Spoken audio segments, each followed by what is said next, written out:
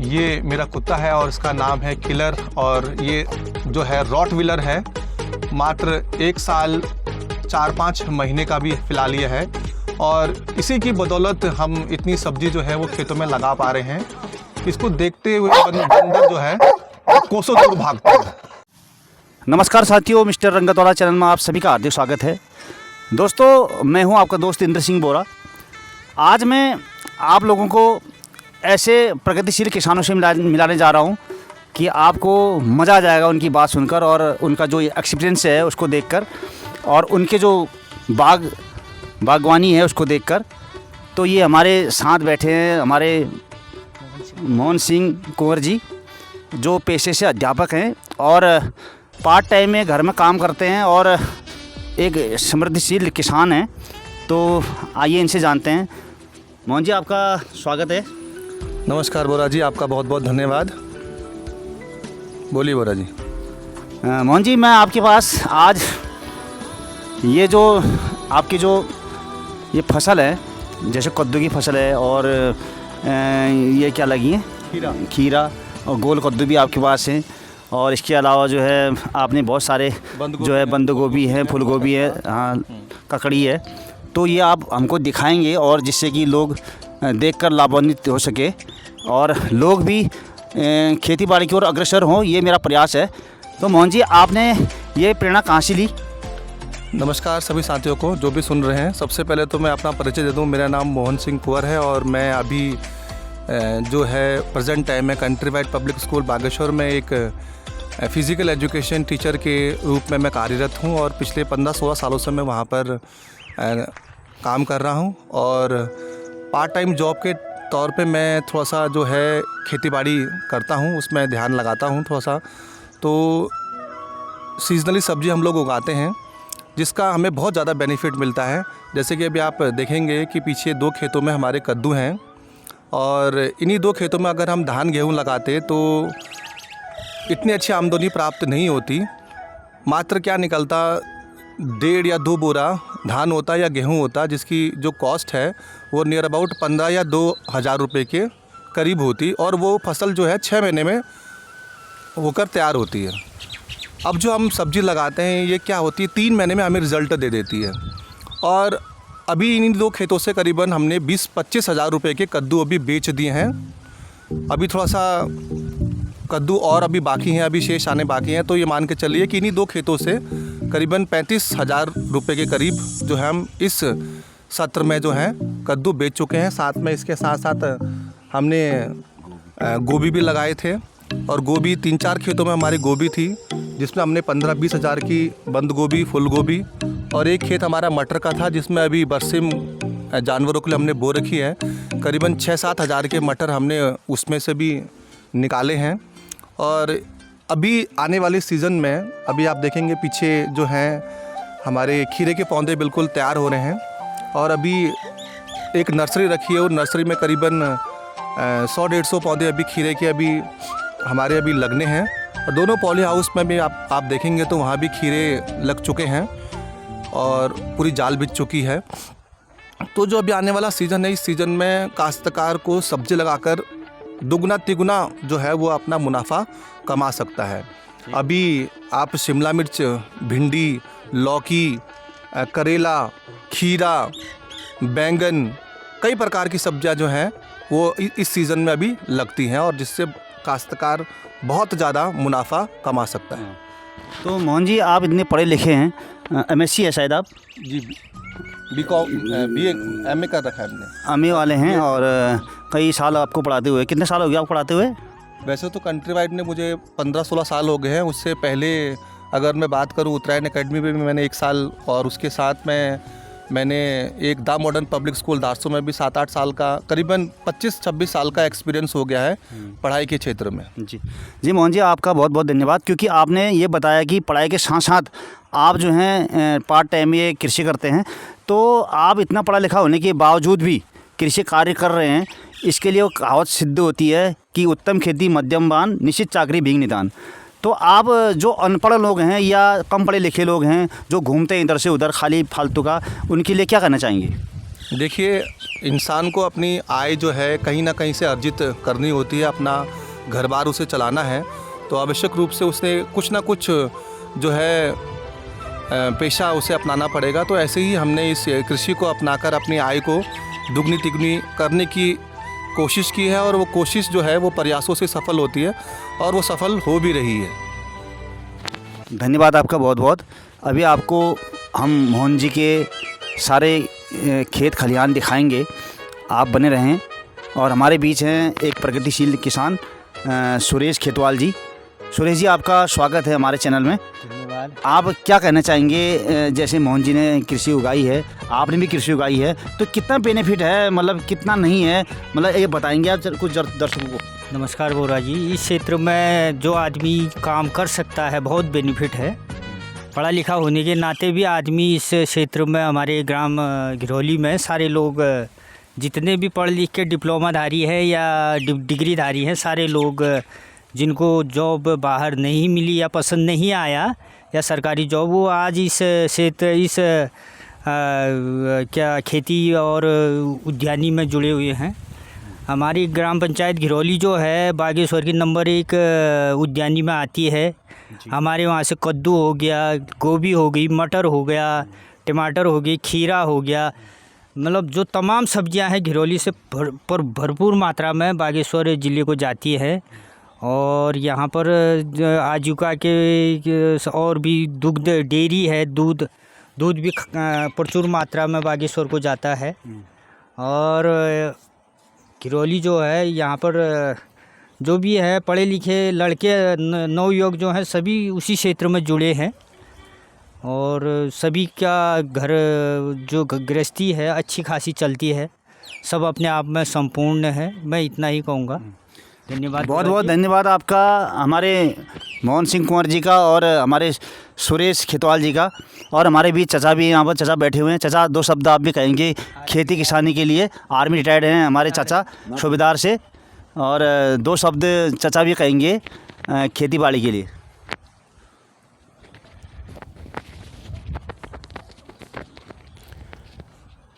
मैं 96 में पेंशन आया था, एक मकान बनाया।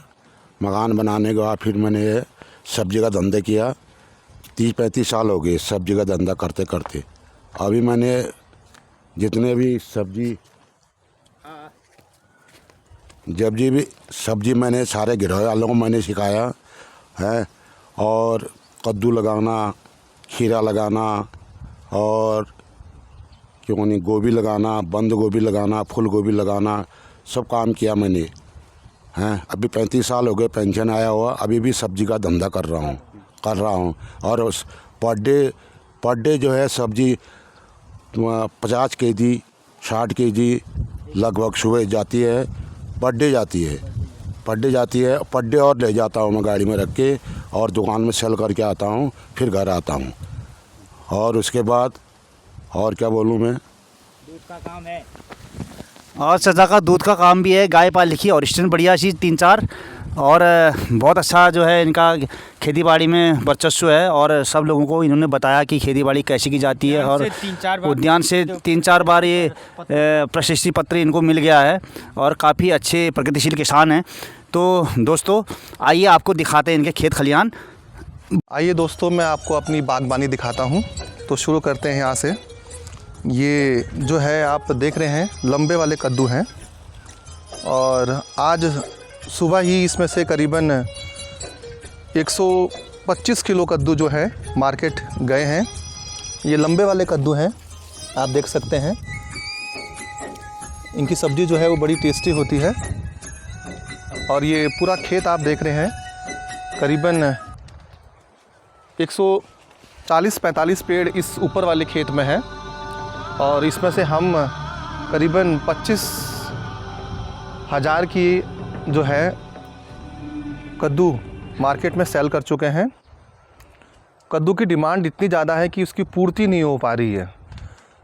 हमारी श्यामा मार्केट में और स्टेशन में जो है हमारे तिवारी जी हैं उनके यहाँ पर, और दानू जी हैं, और महेश नाथ जी हैं, उनके यहाँ हमारी सब्ज़ी अक्सर जाती रहती है। और पर डे जो है 60, 70, 80 किलो पर डे जो है हम लोग ले जाते हैं। और जैसे कि जब प्रोडक्शन ज़्यादा होता है तो उस समय डिमांड जो है वो ज़्यादा होती है। तो नीचे वाले खेत में अगर आप देखेंगे तो गोल कद्दू हैं। ये नीचे वाला जो खेत है पूरा, इसमें गोल कद्दू हैं। और ये कद्दू मैंने इसी बार गोल वाले लगाए हैं। ये देखिए आप, कितनी फ्रूटिंग आ रही है इसमें, कितनी फ्लावरिंग आ रही है, एक ही पेड़ में आप देख सकते हैं। और जब एक कद्दू ये है करीबन 1.5 किलो का, आधे किलो का, तो ये मान के चलिए कद्दू जो है उसकी कॉस्ट 40 से 45 से 50 रुपये पर कद्दू के हिसाब से हमें मार्केट में मिलता है। इसकी भी बहुत ज़्यादा डिमांड है। देखने में बिल्कुल पहाड़ी कद्दू की तरह ये इसका लुक है। और करीबन दोनों खेतों में मिलाकर हमारे पास 300-400 पौधे हैं।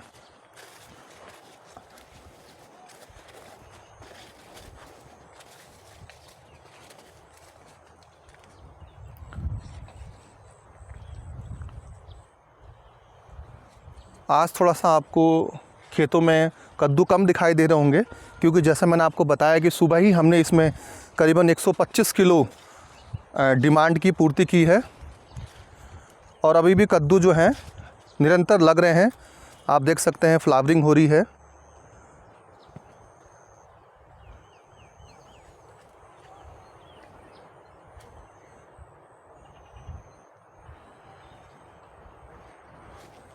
तो सभी काश्तकार भाइयों को और जो लोग बेरोज़गार हैं उनसे मेरा आग्रह होगा कि आप भी इस उत्पादन को, इस कृषि को लगाकर अपनी आय को दुगना तिगुना कर सकते हैं। ये स्क्रो क्रय है। ये हमने एक ऐसी बना रखा है स्क्रो क्रय। रात में कोई जानवर आता है तो ये हिलता है, एक आवाज़ करता है। और थोड़ा सा इसमें कई प्रकार के जो हैं प्लास्टिक वगैरह लगाई गई है, ताकि जानवर इसको देख के डरेगा कि ऐसा लगेगा उसे कोई यहाँ पर बैठा हुआ है, तो जानवर शायद ना आए उसे देखकर। इसे कुमाऊनी में क्या कहते हैं? कुमाऊनी में भिशुल। हाँ, भिशुण। भिशुल। हाँ, बिल्कुल सही कहा बोरा जी आपने। ये आप देख सकते हैं 2-2, 3-3 कद्दू लगे एक साथ में। और साथ में थोड़ा बहुत हमने यहाँ पर धनिया लगा रखा है। अभी आप आगे देखेंगे तो ये हरा धनिया हो रहा है। धनिया में फ्लावरिंग आ चुकी है और धनिया जो है पूर्ण रूप से थोड़े दिनों के बाद तैयार हो जाएगा, हरा धनिया। और ये पूरे साल भर खाने के लिए हो जाता है।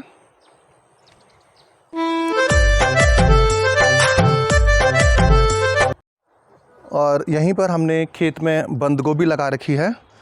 बंद गोभी जो है पर डे मार्केट जा रही है। हाइब्रिड की बंद गोभी है और इसमें से अधिकतर ऑलमोस्ट बंद गोभी निकल चुकी है। लगभग मार्केट में सेल हो चुकी है। करीबन हम 8-10 हज़ार की बंद गोभी इस साल जो है वो सेल कर चुके हैं। और फुल गोभी भी हाइब्रिड बंद गोभी है। और आप ये देख सकते हैं हाइब्रिड का गुलाब। आप देख सकते हैं जितनी बड़ी आप अपने हाथ की हथेलियों को खोल सकते हैं उतना बड़ा गुलाब आपको मिलेगा। मार्केट में इसकी बहुत ज़्यादा डिमांड रहती है। शादी ब्याह में हम इसे सेल करते हैं, साथ में हम इसको भी चलाते हैं। देखिए कितना बड़ा गुलाब है, आपको बहुत कम ऐसा देखने को मिलेगा।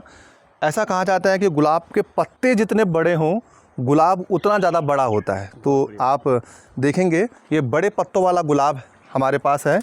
यहीं पर दूसरे शेड में देखिए आप, ये लाइट पिंक शेड में है। गुलाब का पत्ता देखिए आप कितना बड़ा है। और आप गुलाब की जो ये कली है, इस कली से देख सकते हैं कि इसका साइज़ कितना बड़ा होने वाला है। तो ये सब जब कभी शादी ब्याह में बुके के तौर पे, साथ में ये चाइना पाम का पेड़ है हमारे पास एक, ये भी शो प्लांट है, इसे भी कई साल हो गए हैं।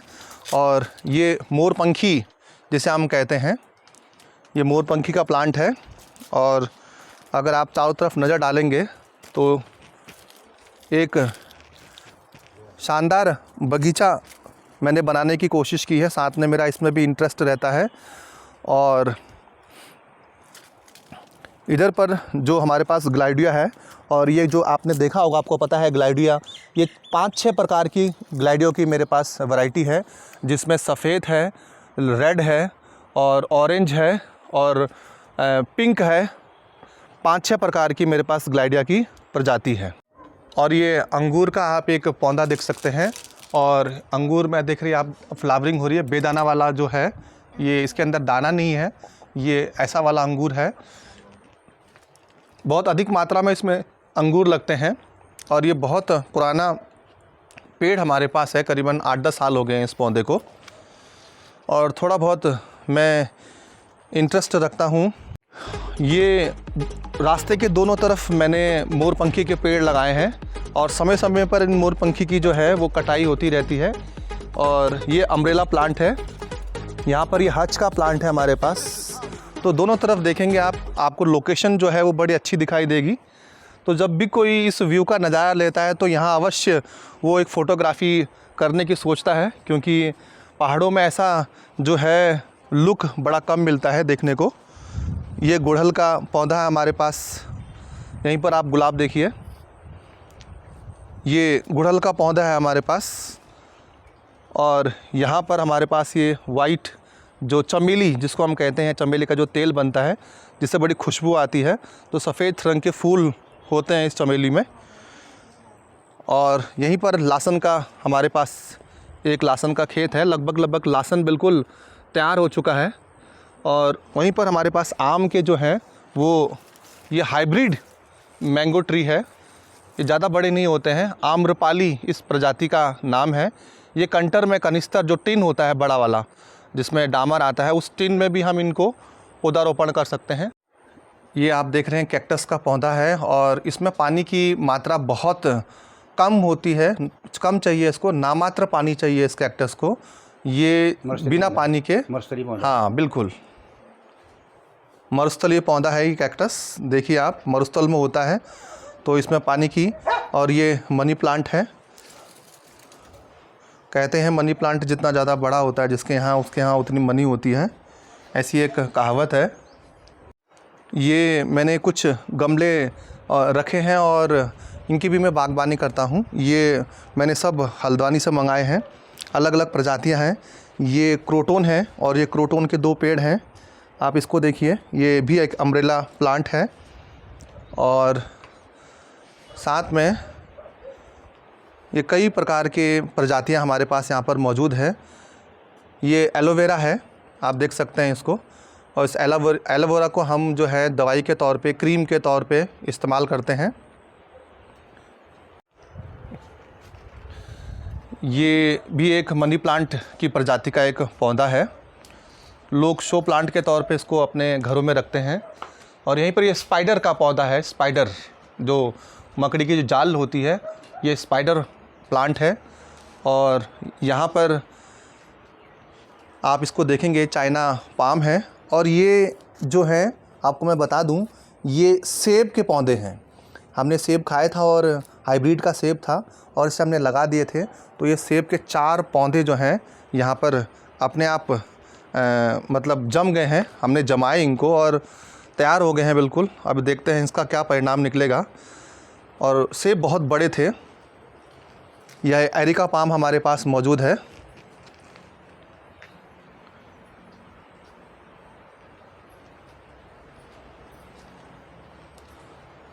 और ये देखिए कितना अच्छा पौधा जो है वो तैयार हो रहा है।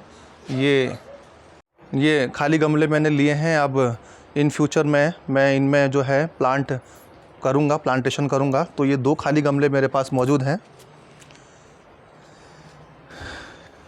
यहाँ पर भी आप देख सकते हैं एलोवेरा की 2 प्रजातियाँ हैं। ये जो है मैरीगोल्ड, इस फ्लावर का नाम है, हाजरी बोलते हैं हम इसको, गेंदे के फूल। आप यकीन नहीं मानेंगे, इन फूलों को करीबन 4 महीने हो गए हैं और 4 महीने से निरंतर लगातार ये जो है वो फ्लावरिंग हो रही है। और अब तो लगभग ये ख़त्म हो चुके हैं। मार्च के स्टार्टिंग में हमने लौकी के पौधे लगा दिए थे और ये जो है पहाड़ी लौकी है। अभी देसी वाली लौकी की डिमांड कम होती है, तो ये पहाड़ी लौकी है, आप देख सकते हैं। और धीरे धीरे इसकी ग्रोथ बढ़ रही है, इसकी बेल निकल रही है। तो कम से कम 10-12 ऐसे मेरे पास पहाड़ी लौकी अभी इस वक्त लगे हैं। चलिए मैं आपको अपने पॉली हाउस की तरफ ले चलता हूँ। ये पॉली हाउस 15 बाई 30 का जो है वो गवर्नमेंट की तरफ से हमें मिला है अंशदान के तौर पे। जो काश्तकार मेहनत करते हैं, प्रयास करते हैं, किसान भी उनका कई प्रकार, सरकार भी उनको कई प्रकार से उनको बजटिंग में उनकी हेल्पिंग करती है। ये देखिए, ये खीरे के मेरे प्लांट्स जो हैं इनमें फ्लावरिंग हो गई है। और आप देखिए मैंने किस प्रकार से जाल बना रखी है। तो ये देखिए एक छोटा सा खीरा आपको वहाँ दिखाई दे रहा होगा। तो इतने छोटे पौधे में खीरे लगने शुरू हो गए। हाइब्रिड का ये खीरा है और करीबन अगर इसमें अच्छे खीरे हुए तो करीबन 5-10 हज़ार के खीरे इसमें हर साल प्रत्येक वर्ष होते हैं। ये बीज जो है मैंने मार्च के स्टार्टिंग में रख दिया था और आप देख रहे होंगे इतने बड़े इसमें पौधे हो चुके हैं। अभी आप देख रहे होंगे इसमें एक पूरी जाल तैयार की गई है। तो मैंने ये नया एक जो ट्रेंड है वो शुरू किया है, जंगलों को नुकसान ना पहुंचाते हुए। अक्सर क्या करते हैं, जब बेल वाली सब्ज़ी तैयार होती है तो लोग बाग अंधाधुंध जो है वो पेड़ों की कटाई करना शुरू कर देते हैं ठाकर के रूप में, स्टेकिंग के रूप में। तो उस प्रचलन को मैंने ख़त्म करने की कोशिश की है। तो मैंने ये कुछ लोहे के जो है रॉड मार्केट से ख़रीदे हैं और ये कुछ केबल की वायर है और ये प्लास्टिक की वायर है और एक जाल बनाई गई है।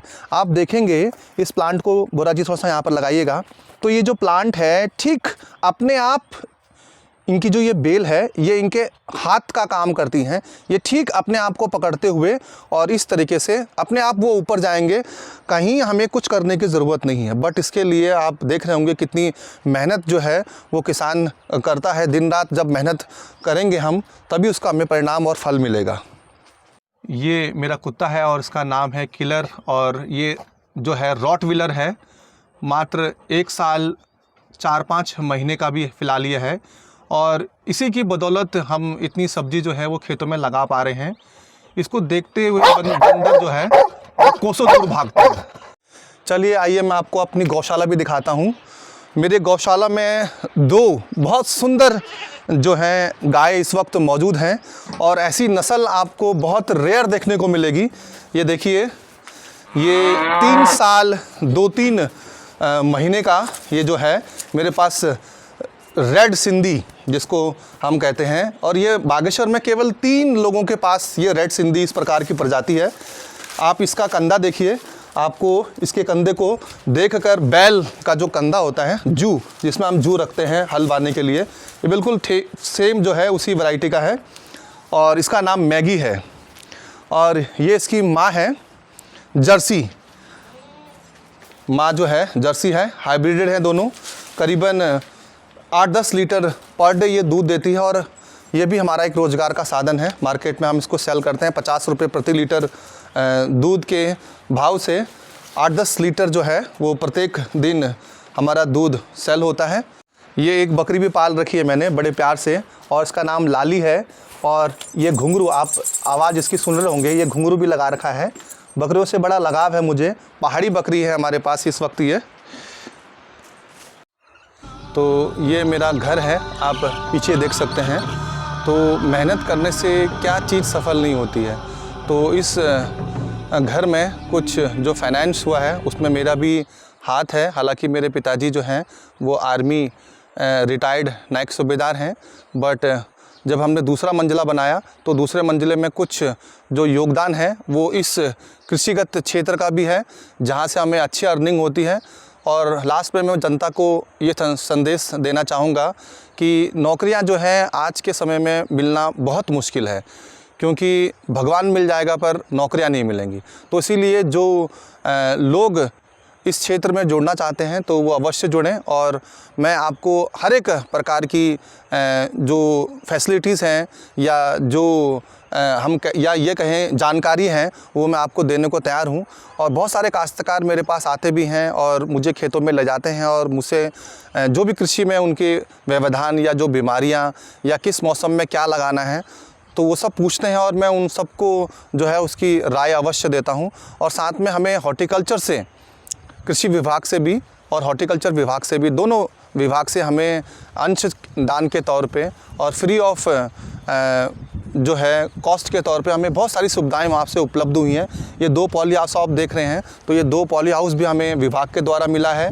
एक हमारे पास थ्रेशर है, एक हमारे पास जो है मशीन है जिससे हम चारा जानवरों के लिए काटते हैं।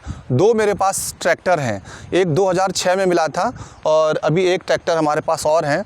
और समय समय पर जो कृषि विभाग और हॉर्टिकल्चर है वो हमें कई प्रकार की दवाइयाँ, कई प्रकार के बीज और कई प्रकार की जानकारियाँ, कई प्रकार के कैंप जो है वो हमें कराती रहती है।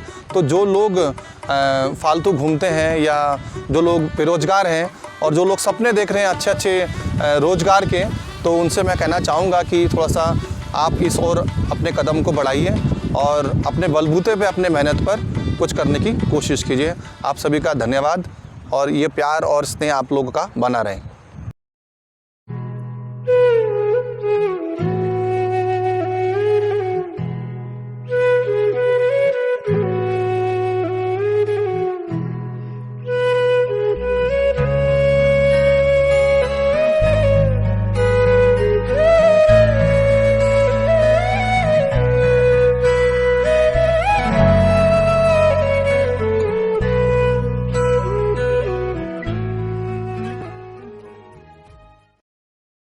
you